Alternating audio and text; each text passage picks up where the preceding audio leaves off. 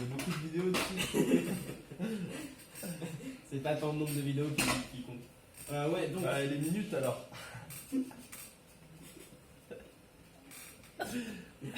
On a dû sauvegarder les informations au fur et à mesure qu'on en créait pour les transmettre, pour les stocker. Et pour ça, au début, quand on faisait le Telegram, on utilisait le Morse par exemple. C'était sympa, mais c'est pas ouf. C'est un peu, on envoie des 0, des 1 en quelque sorte, des hauts, des bas, des points, des tirets.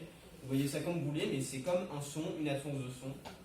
Et l'idée, c'est d'envoyer un message simple, concis, souvent bien rétréci, de manière à pouvoir communiquer simplement, parce que le télégraphe, on n'envoyait pas grand-chose.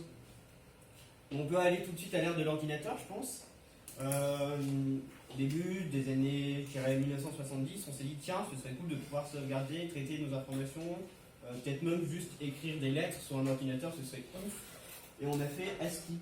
Alors ASCII, il n'y a pas que les chiffres, les lettres, il y a pas mal d'autres caractères, on va se concentrer sur chiffres et lettres.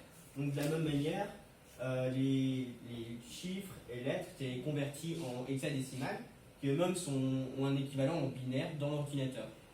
Donc on a des tables de conversion, l'ordinateur il le fait très naturellement, et on peut stocker, transmettre l'information, ce qu'on attend d'un ordinateur.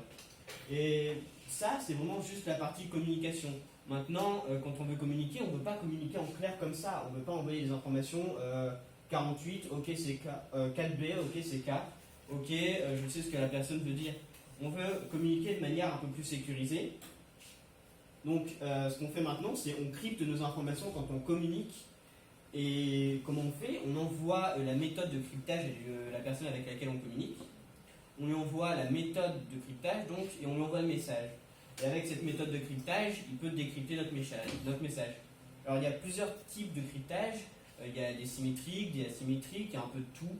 Et c'est assez particulier la manière dont on crypte et la manière dont le cryptage est vu. Il y a du MD5, il y a vraiment tout de toute manière. Et chaque utilisation et chaque algorithme de cryptage a un peu son utilisation particulière.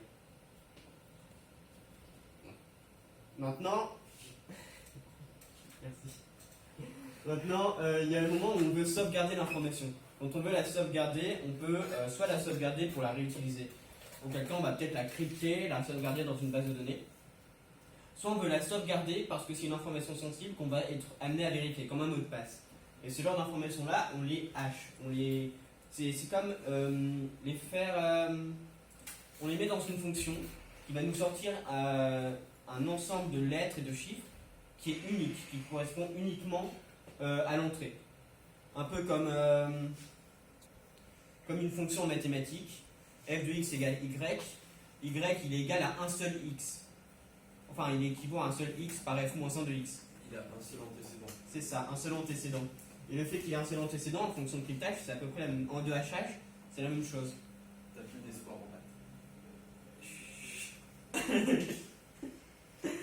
Donc, il va balancer, on va lui balancer une information, il va la hacher. Il y a un seul antécédent, c'est un bloc de fin. Et c'est ce qu'on utilise. Par exemple, on utilise du SHA-256 pour sauvegarder vos mots de passe. Par exemple, vous entrez le mot de passe, il n'est pas sauvegardé en clair dans la base de données. On le rehash et on vérifie que les deux hashes sont égaux. S'ils sont égaux, c'est vérifié, c'est le même mot de passe, on laisse passer. Et donc, c'est à peu près tout au niveau sauvegarde et transmission d'informations. Donc, je pense que c'est la fin du tuto.